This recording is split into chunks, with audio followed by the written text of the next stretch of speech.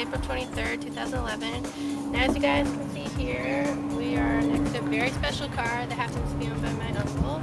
So let's bring him in here. So what's your name? My name's Mark Taeschner. What type of car is this? 1965 Shelby GT350 Mustang.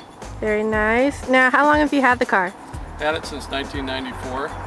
How many miles you got on it? Currently, the car has 6,930 miles. Okay. Can you tell us a little bit about the interior of the car? Well, it's all original. It's all stock. Comes with the original Shelby American door plates. It's a 16-inch Moto steering wheel. It has the 4-speed. Yeah, 4-speed on the floor. It's a T10.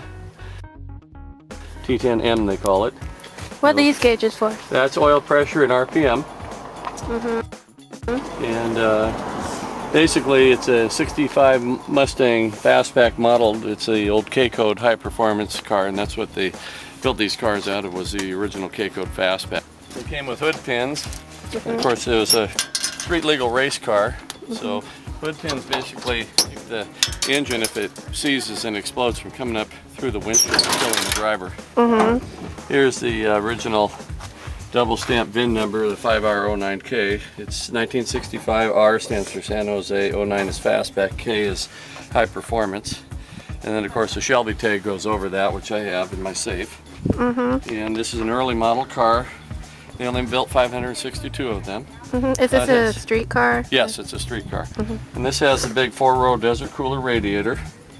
And of course, it has the high performance fan, which is a 4-bladed fan, and it's riveted, so it's built a lot stronger. So this is a 289, right? Yes, it's a Hypo 289. And underneath that it sports a Holley 715 cubic inch 4-barrel called a 715 CFM center pivot float Le Mans 4-barrel.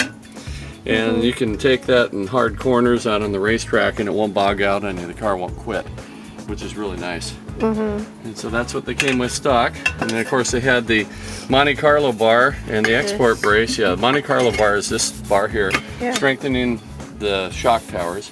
And the export brace is this. And of course you can see the bolts are evenly spaced, and they also added another bracket for strength at the factory just to reinforce that windshield area.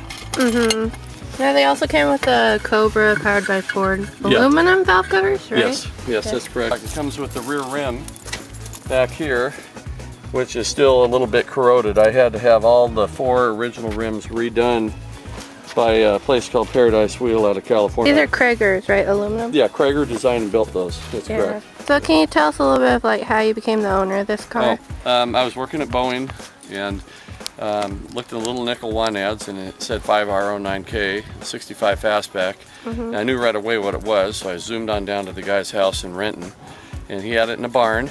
Interesting thing was, he just had it up on blocks. It was all original, but everything that was chrome was basically rusted out, and everything that was wood had been chewed on by mice, and of course all the carpeting was moldy and rotten, and basically I had to replace one floor pan on one side because of the rust.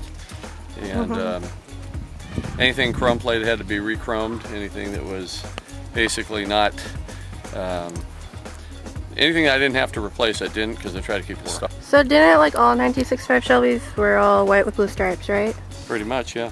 So that's what makes them valuable. Yeah, well, some of them didn't have the stripes over the top. That was a dealer added option.